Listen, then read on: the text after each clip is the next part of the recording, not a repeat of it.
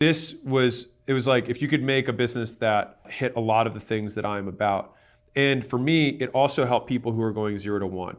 And I have a huge percentage of the audience that want to start a business, don't have one, and didn't know where to go. And so I wanted to have something that I could say, if you aren't a business owner yet, this is a very easy business to get started. It's very low risk. There's not many moving parts. You can do it without any employees. You don't have to have inventory. You literally just need to learn the basic skills. And so this is a great vehicle for doing it. And so I was super pumped when we found out that the average community made $1,360 per month. That's paid communities.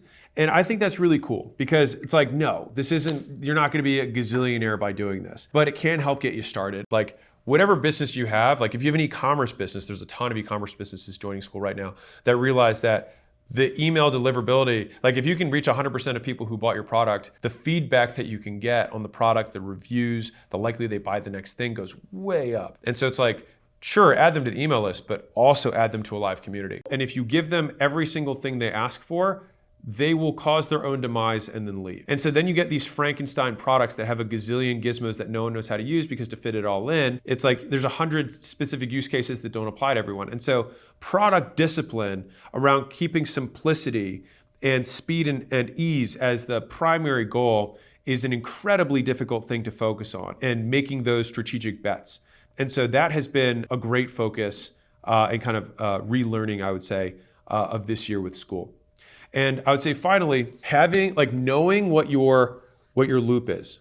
All right, so it's like, what's your flywheel? So Jim Collins has a short book on this called The Flywheel, I think, or Flywheel Effect. And it's basically like, can you draw a circle within your business?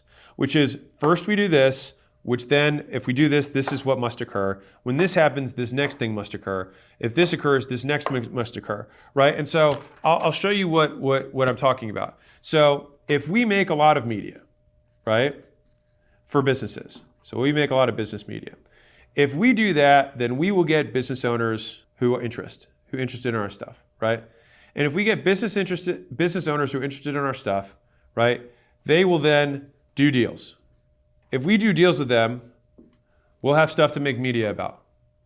And so this is a basic wheel of acquisition.com. We talk about business stuff. That gets businesses interested. We do deals with those businesses. Those businesses get outcomes, which then we talk about in the media. And so round and around we go. We want a wheel that feeds itself. And so the only thing that's required is to get the wheel moving. And so within school, we have multiple different loops that we have that generate the growth that compounds within the business. And these loops are so important because when you have a linear input-output equation in terms of how business grows, then it means that you just have to keep adding more on the front end.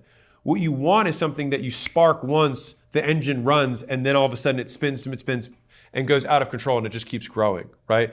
And so that is the ultimate goal, is having multiple of these flywheels. So a simple example is like Amazon. They create a marketplace that has the cheapest products that have the highest fidelity in terms of the risk that someone has to make when they purchase because they have the reviews. So if they do that, then they will get more customers. If they have more customers, then they will be able to get more suppliers. If they have more suppliers, they're able to get more competition and selection for customers, which then brings in more customers, right?